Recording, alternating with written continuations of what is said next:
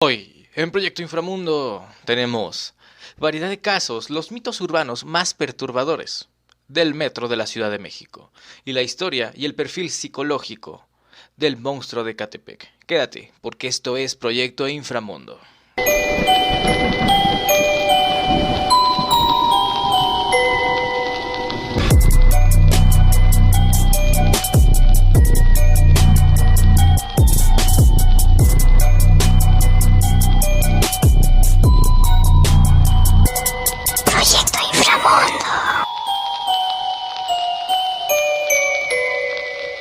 Pues ¿cómo están, amigos? Y bienvenidos como siempre a otra edición más de Proyecto Inframundo, tu podcast de terror.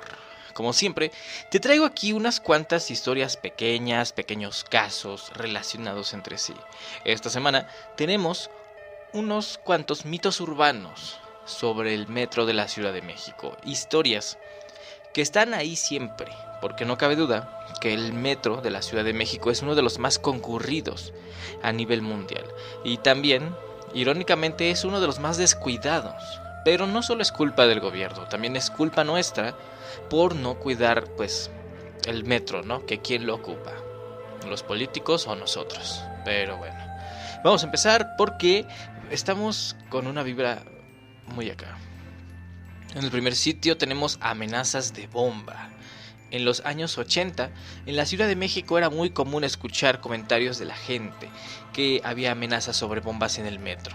Por lo general, se reportaban como sospechosas alguna maleta abandonada, bolsas que siempre fueron falsas. En las maletas reportadas se llegaron a encontrar objetos no peligrosos como rollos de papel higiénico o muñecos de peluche. Pero según la leyenda, una de las maletas llegó a encontrarse con explosivos de dinamita o C4. Pues sí, así como lo comentan, de hecho es un hecho a destacar que en todos lados siempre está esa constante. Siempre está la constante de probablemente un ataque terrorista. De hecho, tal vez agarraron un auge un poquito más grande después de lo ocurrido aquella tarde de septiembre 11, que la gente se volvió un poco más paranoica al respecto.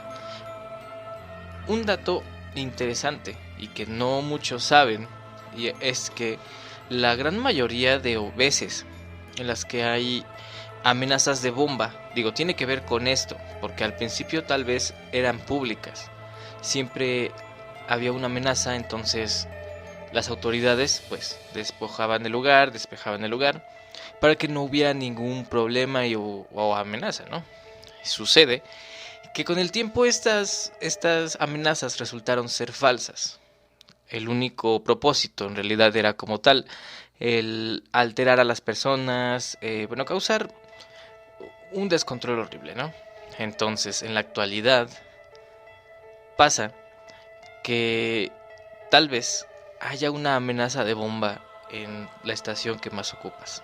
Tal vez haya una amenaza de bomba en la línea que más ocupas. Sin embargo, ya no se hacen públicas estas amenazas, ya no se toma como tal ninguna medida, porque como siempre hay amenazas, y no solo en el metro, en muchos lugares de la Ciudad de México siempre hay amenazas de bombas, de tiroteos, sin embargo no ocurren. Entonces, imagínate ser esta persona que recibe esta clase de amenazas. Imagínate si llegara a ocurrir de verdad, quedarte con el resentimiento de que esta ocasión sí era verdad. Un poco sombrío para empezar, pero bueno, vamos con el segundo, porque el segundo es el de fantasmas del metro Pino Suárez. Todos hemos ocupado esta línea y sí trae una vibra extraña. Sí es un poco diferente, un poco místico, hasta da miedo. Se rumora que una noche de la década pasada, o sea, de los 1900, no es cierto, de los 2000, porque estamos en el 2020, entonces fue en el 2010. Cuando el metro terminó de dar servicio, uno de los encargados de revisar que todo estuviera en orden en las vías se encontró a un supuesto trabajador que hacía exactamente lo mismo. El encargado se sorprendió ya que él conocía a todos los trabajadores que estaban en el turno, y este hombre realmente no era uno de ellos. Al preguntar algunos datos, el misterioso hombre contestó cosas que solamente un trabajador del metro sabría. Al no creerle ni una palabra al hombre, el encargado reportó este hecho con su superior. El jefe, impactado, le mostró las fotos del misterioso trabajador, contándole que había muerto hace algunos años, siendo arrollado por un vagón. Mientras revisaba las vías, además no era el primer trabajador que se lo había encontrado, ya que el fantasma diario pasaba a esa misma hora. Eso es. Siempre ha existido esto. En realidad, te pones a pensar cuántas personas no están muertas en realidad. Digo, cuando sales te encuentras miles de personas en la calle. Hablas con muchísima gente, y más si tu ramo de trabajo son las ventas. Entonces ponte a pensar, ¿cuántas personas hemos atendido que no han regresado? ¿Cuántas personas atendimos y la última vez que las vieron con vida fueron las personas que las atendieron? Eso puede pasar en cualquier lugar, puede pasar en el metro, puede pasar en cualquier lugar. Entonces, la próxima vez que hables con alguien, cuestiónate si de verdad esta persona está viva o no. Continuamos con esta que es el cráneo del Metro Valderas. En el año de 1968, durante las excavaciones para la construcción del Metro Valderas, se encontró un cráneo con más de 11.000 años de antigüedad. El cráneo se encontraba en perfecto estado, y según los antropólogos que arribaron al lugar, pertenecía a un hombre de entre 35 y 40 años de edad. Este hallazgo fue bautizado como el hombre del Metro Valderas. Actualmente lo conserva la INAH. Está curioso, porque ahí les va un dato igual de interesante. En muchos edificios, sobre todo en el centro de la Ciudad de México, por lo general se encuentran vestigios de estas antiguas civilizaciones. Pero pasa que muchas veces los dejan ahí. ¿Por qué? Porque para que puedan seguir construyendo, tienen que ir justamente la INAH, tiene que ir la Asociación Mexicana de Antropología, y tienen que ir pues a reiterar cuántos años tienen los huesos y si hay más abajo. Y si hay más abajo, la construcción por completo se para. Entonces, muchas de las construcciones en ocasiones hacen caso omiso de eso y prefieren seguir construyendo. Imagínate tener una antigua maldición azteca, nada más por estar ahí. Continuamos porque esto es la rata gigante de la línea 3. Todos los que ocupan la línea 3 la conocen. Es una de las líneas más ocupadas. Tal vez yo me atrevería a decir que es la tercera más llena, en la que más afluencia de gente hay. Pero también es de las más rápidas, eso sí. Se tarda, pero no tanto como otras líneas. Se dice que en esta línea muchas personas juran haber visto sobre las vías del tren una rata gigantesca. Hay varias versiones, muchas exageradas, pero en ninguna es una rata normal. Unos dicen que es un demonio con forma de rata, y otros dicen que es un hombre rata, y otros más que es el mismísimo hombre topo. No sé si entenderlo como lo que es, ya que en la fauna existen muchísimos animales que pueden ser muy grandes y con forma de rata. Por otro lado, puede ser un vagabundo, sí, porque de hecho muchos no lo saben, pero en la línea verde, en esta línea, justamente la línea 3, en la estación de Potrero, tú sales y hay puentes, ¿no? Estos puentes hacen una especie de, bueno, es la calle que va hacia abajo y otra que va hacia arriba. En este espacio donde viven muchísimas personas que no tienen hogar, básicamente ya es un mundo subterráneo, porque hay túneles construidos hasta 6 cuadras a la redonda. Entonces básicamente es una ciudad de vagabundos abajo de otra. La próxima vez que andes por ahí, busca la ciudad perdida de los vagabundos, que suena bastante interesante. Continuamos con esto porque este es un trágico accidente borrado de la historia. El 20 de octubre de 1975 ocurrió un choque entre dos trenes del metro de la Ciudad de México en la estación Viaducto, dejando como resultado a 31 muertos y 70 personas heridas. El archivo completo del conductor culpable del choque entre los dos trenes debería estar en el Archivo Histórico de la Ciudad de México. Sin embargo, solo existe media cuartilla poco relevante y a la fecha no se sabe qué pasó con el conductor. Bueno, suponiendo, eso fue en el 75, suponiendo que en el 75 tuviera unos 35 años, yo supongo que esta persona ya no debe de existir, porque si el 20 de octubre del 75 ya era una persona madura de unos 35 años, digamos que tal vez ahorita tendría unos 80, 90 años. Un dato, y es que según yo, digo, no me hagan mucho caso, esto fue antes de que existiera el sistema de guía, porque antes de ese tiempo los trenes eran completamente manuales.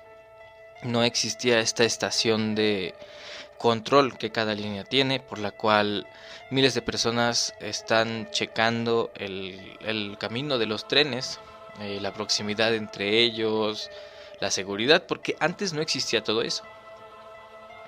En el momento en el que el sistema de guía automática se implementó en los metros de la Ciudad de México, dejaron de haber cantidad de choques, porque estuvo y creo que hubo otro en la estación Chabacano.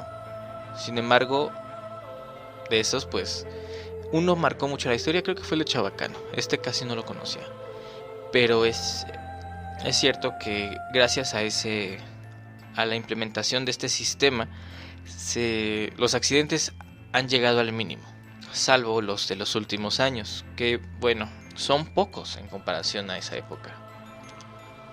Continuamos porque este es interesante. La última parada no es Cuatro Caminos. Se rumora desde hace muchos años, casi desde la construcción de la línea 2 del metro Cuatro Caminos, que esta no es la última estación. Se piensa que el metro tiene una estación secreta, únicamente para militares que están cerca del Toreo, y que fue diseñada exclusivamente para que el ejército llegue al Zócalo rápidamente, si se llega a presentar una emergencia de gran magnitud. Existen varias, de hecho, creo que no nada más es en Cuatro Caminos, hay otras líneas que, si tú te das cuenta, tienen para accesos de ambos lados, pero cuando tú las ves no hay cómo acceder a la parte del medio. Muchas de ellas tienen la explicación de que las líneas originalmente iban a ser más largas y por cuestiones de presupuesto ya no llegan a ser tan largas. Estaciones fantasma. Se cree que hay estaciones fantasma que jamás fueron inauguradas. Más allá de la imaginación de las personas, estos mitos nadie los ha podido comprobar, pero la realidad es que sí existe una réplica de una estación del metro que sirve para capacitar a los nuevos trabajadores. Esta estación se encuentra anexada a la estación del metro Zaragoza de la línea 1 y en las instalaciones del Instituto de Capacitación y Desarrollo Metro. Para visitarla, el público en general necesita tramitar una visita guiada por medio de un oficio en las oficinas de atención al usuario que están arriba del metro Juárez. Y como es el caso, unas cuantas estaciones que en realidad, una curiosidad cabe destacarla, es que existía una estación llamada San Simón que se encontraba entre La Raza y Tlatelolco. ¿Cómo sabemos esto? Es que la distancia entre ambas estaciones es muy exagerada. También en la línea 2 existiría una estación llamada El Salvador, la ubicaría entre Pino Suárez y Zócalo. La línea 5 existiría la estación Simón Bolívar entre las estaciones Consulado y Eduardo Molina. En la línea 9 se encontraría entre Chabacano y Jamaica la estación Asturias. Observatorio, la línea 9 llegaría hasta Observatorio también. De ahí a que muchos de los edificios estén extraños e incompletos. Otra de las cosas más interesantes que pasan en la Ciudad de México es este número que hasta la fecha no ha aumentado, al menos no de momento. Yo sé que muchos han escuchado esta historia. ¿Alguna vez has escuchado que el metro de la Ciudad de México es considerado como un triángulo de las Bermudas? Según un censo que se practicó, en la Ciudad de México, en las empresas como es el metro, se han encontrado que al menos 153 personas entraron al metro y ya jamás se les volvió a ver. Vamos a aclarar un poco esto, porque son personas que entraron, pero no hay un rastro de que hayan salido. Ahora, ¿quiénes están fuera de este número? Personas que por desgracia caen y mueren, personas que, bueno, a lo mejor mueren víctimas de alguna pelea, de alguna situación, incluso de alguna enfermedad. Entonces, ahí no entran estas personas. Sin embargo, existen 153 personas que entraron por su propio pie y estando aparentemente sanos y jamás se les volvió a encontrar. Este es el fenómeno del Triángulo de las Bermudas. La red urbana más importante de la Ciudad de México se tragó a 153 personas en solo 4 años, esto del 2015 al 2019. Del 2018 a 2019 se abrieron 15 investigaciones por usuarios, a los que vieron entrar a una de las 195 estaciones pero nunca salieron. Cabe señalar que en otros 28 casos lograron ubicar a las personas.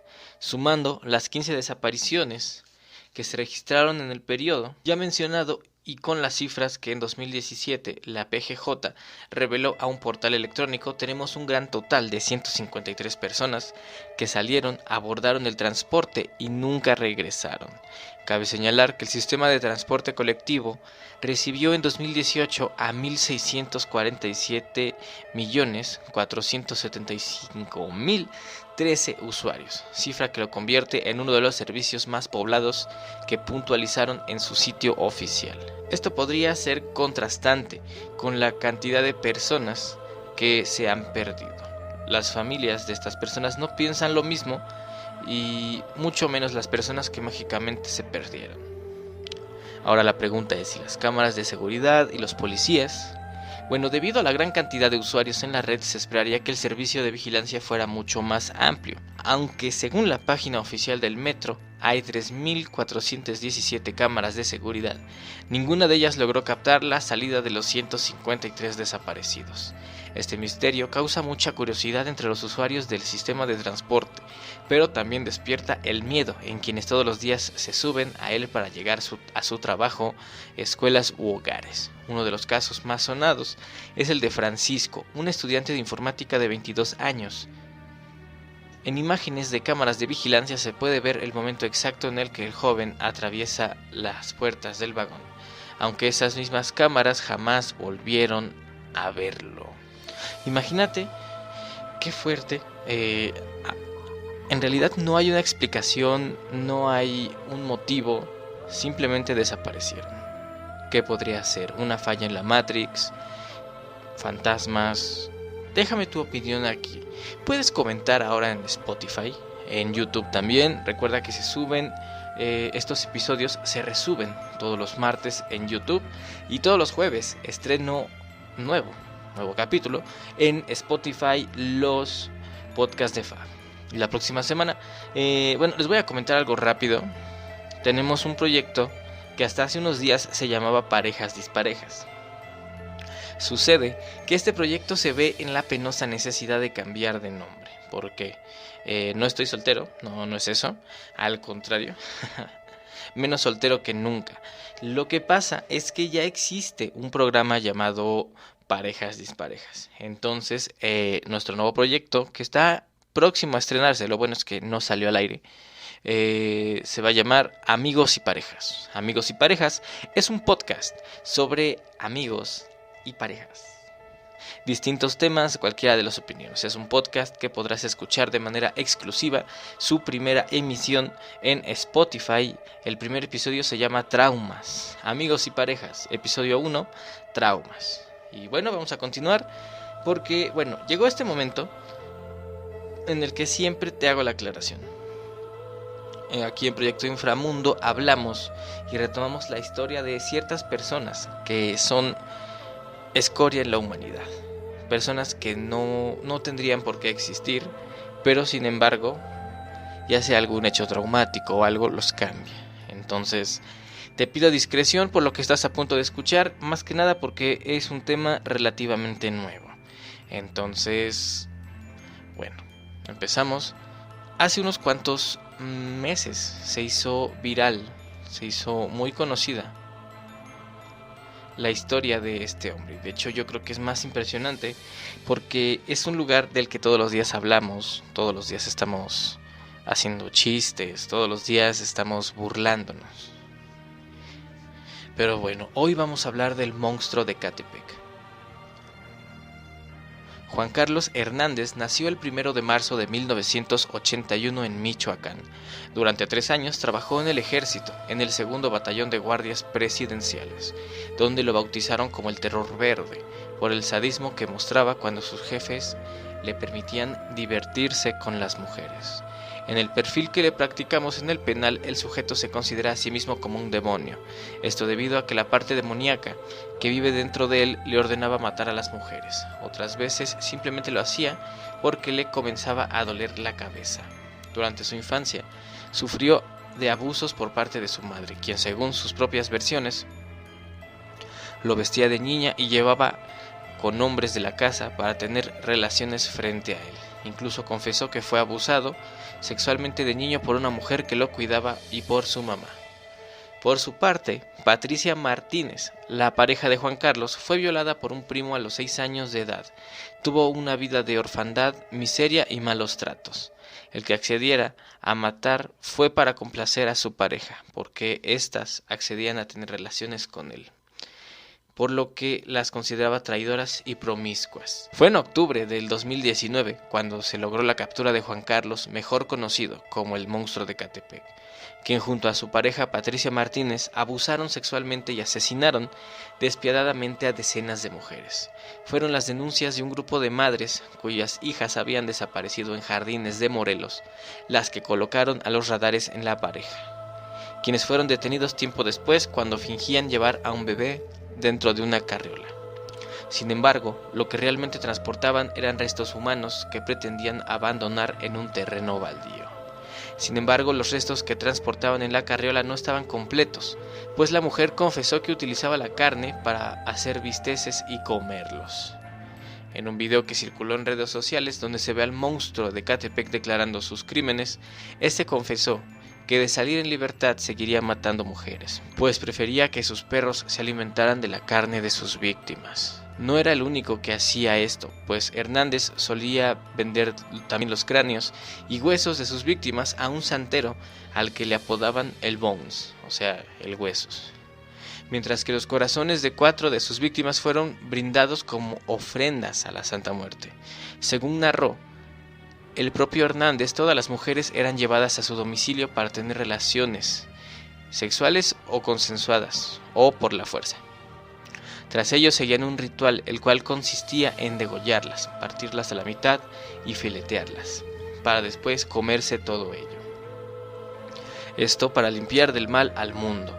El monstruo de Ecatepec inició su vida criminal a los 18 años, edad en la que comenzó a asesinar mujeres, acto que le provocaba placer, admitiendo ante las autoridades haber asesinado aproximadamente a 80 personas. Para la tranquilidad de muchos, el monstruo de Ecatepec es sentenciado a cadena perpetua. Juan Carlos Hernández Bejar y Patricia Martínez Bernal, conocidos como los monstruos de Ecatepec, han sido sentenciados a 327 años de prisión. Pese a ello, el monstruo de Ecatepec no muestra arrepentimiento alguno. Incluso los custodios han dicho que el hombre les ha dicho que necesita beber sangre humana cada 3 meses. Patricia, su cómplice, le ha mandado a decir que se corte los dedos y beba su propia sangre, ya que es lo único que podrá calmarlo. El 18 de febrero del 2021, la pareja fue condenada a cadena perpetua por el feminicidio de una menor de 13 años, en abril del 2012. Aunque actualmente la pareja ya enfrenta 2 cadenas vitalicias por crímenes contra mujeres. Ambas personas fueron detenidas el 4 de octubre del 2018 cuando transportaban restos humanos. Continúa. La Fiscalía Especializada de Feminicidio consiguió la sentencia luego de que el representante social recabara elementos de prueba suficientes para acreditar su responsabilidad en el asesinato de la niña, por lo que el juez condenó a la pareja a prisión vitalicia y les fijó una multa de 311,650 pesos. Híjole, ¿qué piensan ustedes? A mí me parece que es poco. Es muy poco en realidad para lo que hicieron. Yo creo que merecen más, todavía más. Fácil que de ningún modo pudieran salir porque son personas que están completamente envenenadas. Que no sabemos en realidad qué ocurre en sus cabezas. Es impresionante y es triste a la vez. El perfil psicológico. En este caso vamos a ver qué cosa es lo que ocurría. Como les comentaba, la sociedad mexicana se estremeció con un caso de violencia de extrema, protagonizada por una pareja. En este caso nos vamos a investigar un poquito más a el monstruo de Ecatepec. Lo que estamos a punto de escuchar es un perfil psicológico de la página psico.mx. Psico. En esta sociedad podemos encontrar diferentes perfiles psicológicos, pero a pesar de que día a día conocemos historias relacionadas a asesinatos, feminicidios y asaltos, una de las más recientes que sin duda ha causado escalofríos de verdad es el escándalo mediático, conocido como el monstruo de Ecatepec. La psicología de Juan Carlos arroja rasgos psicópatas, sin embargo las personas que lo conocen dicen que su apariencia no corresponde al seudónimo con el que se le ha asociado, porque es una persona con la cual se podría entablar una conversación normal y carismática. ¿Qué hay detrás de este monstruo? Los reflectores se volvieron a girar cuando en una declaración afirma que no se arrepiente de haber acabado con las vidas de estas mujeres. Siente placer y alegría al momento de relatar sus crímenes, una conversación que bien podría ser el guión perfecto de una película de terror. Los psicólogos han analizado el caso, apuntan a un perfil psicópata por el cinismo y placer con el que relata los hechos. Hechos que tienen que ver con el desmembramiento, asesinato y bueno, la cruda realidad de preferir dar de comer a los perros carne de sus víctimas. Todo ello a más de 20 mujeres. Es fácil para él relatar cada detalle de estos horribles actos. Sin embargo, el monstruo de Ecatepec parece justificarse en un diagnóstico propio. Es decir, él mismo reconoce actuar por odio hacia su madre y el abuso sexual sufrido en la infancia y el abandono de una mujer. El caso se complica porque el acusado dice tener alucinaciones visibles y auditivas. Explica que engañaba a mujeres para después acabar con su vida, porque quería controlar a todas aquellas mujeres que influyeron en su propia vida y que en su momento lo ofendieron. La explicación desde el punto de vista neurológico radica en que el cerebro, las emociones y la regulación de las mismas no ocupan el mismo espacio, por lo que el golpe que Juan Carlos recibió en el lóbulo prefrontal podría explicar por qué no es capaz de regular sus propias emociones y distorsiona la realidad. Como dato, un 3% de la población a nivel mundial tienen este padecimiento. Feggy Ostrowski, psicólogo de la UNAM, señala que el monstruo de Ecatepec presenta psicopatía como claro rasgo de trastorno de la personalidad. Hay abuso, hay abandono de varias mujeres. Vamos viendo cómo se va gestando una persona que puede hacer tanto daño a la sociedad. Es una mezcla de varios factores. La psicopatía es un trastorno de la personalidad que no siente dolor hacia los demás, comentó Ostrowski al diario El Universal. Cuando se le preguntó al asesino, confeso, si había recibido la atención psicológica, declaró: "Estoy bien, lo que hago está bien, porque estoy limpiando el mundo de porquería. Yo ya estoy completamente sano y bien". El psicólogo Feggy Ostrowski lamentó que esta historia no es aislada. 6 de cada 10 niños son abusados tanto física como psicológicamente. Eso es muy preocupante porque eso gesta futuras personalidades con problemas serios. Wow. Como se habrán dado cuenta, es una historia bastante fuerte. Como siempre hay abuso, hay abandono de por medio. No queda más que decir que esperemos que estas personas se pudran en la cárcel, no alcancen ni siquiera el hecho de que estén tan mal los deje salir, porque aquí en México desgraciadamente es horrible porque no hay justicia, no hay justicia para muchas de estas víctimas. Entonces, bueno, siempre está esta cuestión de no sobreconfiar en las personas. Hay gente que es muy confiada. No puede ser tan confiado, y menos viviendo en Ecatepec. Ha sido todo un gusto mostrarles estas leyendas del metro de la Ciudad de México. La próxima vez que te subas al metro, incluso si estás escuchando esto en ese momento, deberías de voltear. Tal vez alguien esté viéndote fijamente. O mejor aún, no te asomes. Y la horrible historia de estas personas que, vaya, en realidad deberían, por favor, sistema judicial, no los deje salir, no importa qué tan enfermos estén. Estas personas ya no tienen salvación, ya no se puede hacer nada por ellos. Al contrario, quitámoslo del contrario. Bueno, muchísimas gracias por haber llegado hasta este punto. Recuerda que este viernes, en punto de las 9:30, en Spotify estará disponible el primer episodio de Amigos y Parejas, en el cual hablamos de los traumas. Y bueno, este viernes, en punto de las 9:30, te espero en los podcasts de Fab en YouTube, página Yo Soy Fab. Después se sube aquí en Spotify y en YouTube simultáneamente. Y bueno, de momento ha sido todo. Muchísimas gracias. Recuerda seguirme en todas mis redes. En YouTube, Los Cuentos de Fab. Suscríbete, por favor. Ayúdame a monetizar, por favor.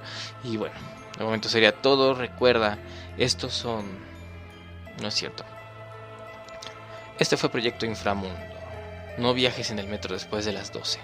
Nos escuchamos la próxima semana. Y a todos un muy buen día de la Candelaria. Adiós.